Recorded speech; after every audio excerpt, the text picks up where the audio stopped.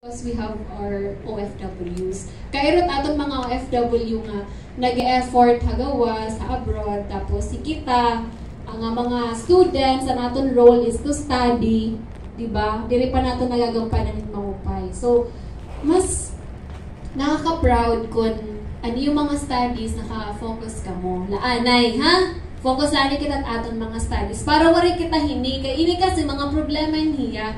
Ayaw kami niyo tagin problema. Ayaw gyap niyo tagin problema at iyo. Kalugaringon, yan iyo. Parents, yan OFW. Kaya nag-expect ito niya nga, mapasar ka mo. Makakahuman kita hini nga aton mga course.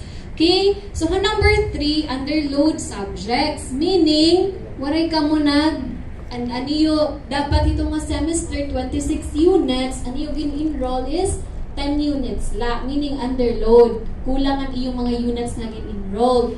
So, kung may ada ka mo maximum of 3 nga underload or wala gin-enroll dito nga subject, and by the way, naaro po kami in prospectus. Ito nga prospectus, amo po